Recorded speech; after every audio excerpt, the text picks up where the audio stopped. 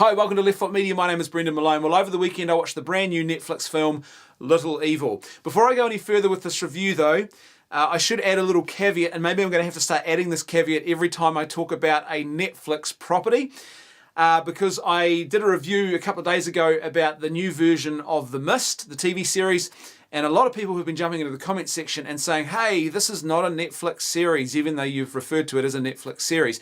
Well, please understand, I'm calling it a Netflix series because it's on Netflix, on their portal, as a Netflix original. So in other words, they must have purchased the property at some point, otherwise they clearly couldn't be claiming that it's their own. So that's why it's perfectly legitimate, even if it has its original creation and genesis somewhere else prior to that, to refer to it as the Netflix movie or the Netflix TV series. So just in case this movie has a genesis somewhere else that I don't know about, I should add that little caveat. With that out of the way, let's get on with the review. Basically, I found this film, surprisingly, to be kind of bland, and it had little moments that were funny that made me chuckle, but by and large, it was just a pretty average kind of film. And it was kind of weird because Eli Craig, the guy who wrote and directed this, he's got some pretty good films under his belt. Tucker and Dale versus Evil, great film, great concept, and I really enjoyed that. Zombieland, he directed that, great film. But this movie, it just didn't work, and I was thinking about it afterwards, why didn't it work? And I actually think part of the problem here is the premise. The premise is really great. This is why I watched it, because I thought this is an interesting premise. You are the stepdad to the Antichrist. It's a twist on a classic horror trope. And knowing what he did with Tucker and Dale versus Evil and the twist on that trope, and the way in which he sort of put a creative spin onto Zombieland, I thought, okay, this is probably going to be an okay film. I'm probably going to enjoy this, but it just wasn't. And I think part of the problem was that the way the premise is handled, which is a great premise, I guess the final conclusion really of the premise that this movie comes up with is that with good parenting, even the Antichrist could turn out to be a good person. So it's really all down to parenting. And I think that's a real waste of the premise. I think, like, if you think about Tucker and Dale versus Evil, what worked was you had this classic comedy setup of a complete mistaken identity, a complete misunderstanding of what was actually going on by both parties. And then as events unfold, that misunderstanding just becomes more entrenched and it gets worse and worse and worse. And the problems and the comedy really all flows out of that. But in this one, they don't really execute that whole mistaken identity thing, or the whole issue of perhaps confusion and misunderstanding what's going on at all. Instead, what you've got is a stepdad who realizes after a little bit, it doesn't take him too long, but he realizes that his new stepson is the Antichrist, and it's sort of it all goes from there. But it doesn't really, as far as the premise goes, it's not a strong sort of comedy setup. There's not much you can do with it beyond that point. It's perhaps something that could work in a short Saturday Night Live skit, but to sort of extend it out over a full sort of 90-minute movie, it's a little bit more difficult. I think what they could have done with the premise is done perhaps something like have everyone else think that the kid is the Antichrist. Classic total mistaken identity, similar to sort of Tucker and Dale versus Evil, that everyone else thinks this kid is the Antichrist when he's actually not.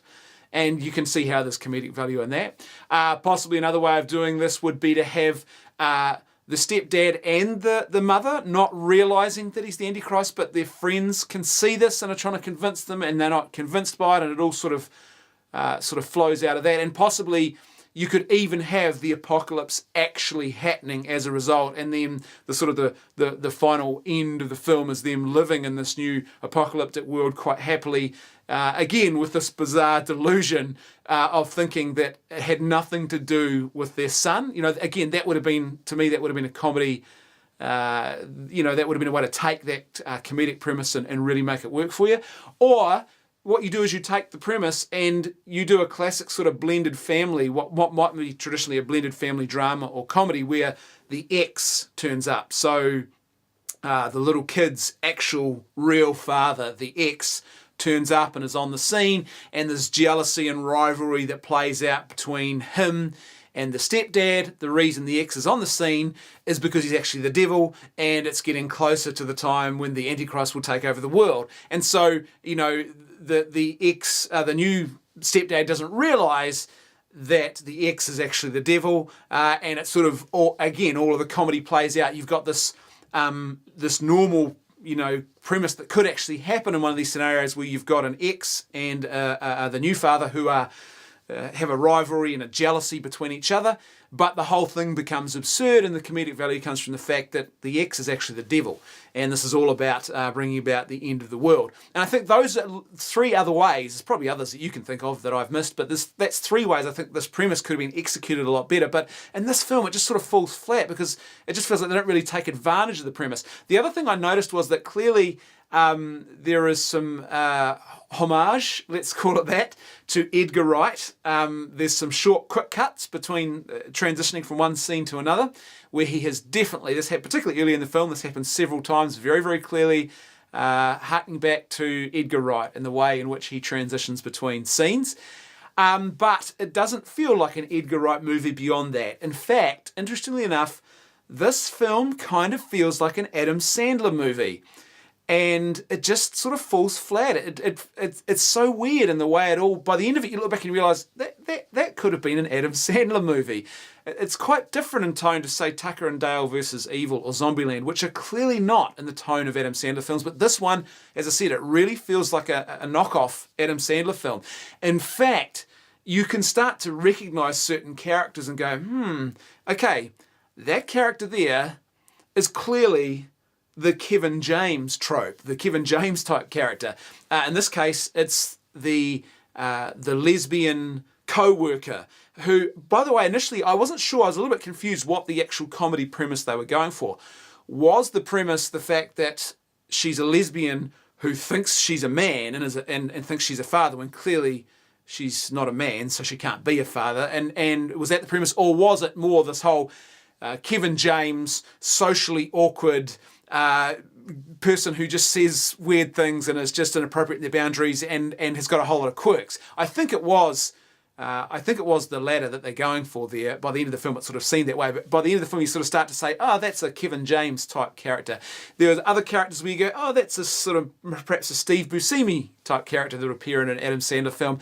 And there's the Rob Schneider. It's just, and we look back and you realise, I think this is a bit of a, someone was channeling Adam Sandler. I don't know whether that's intentional, but it certainly feels like that. Maybe they were working to a formula in that regard.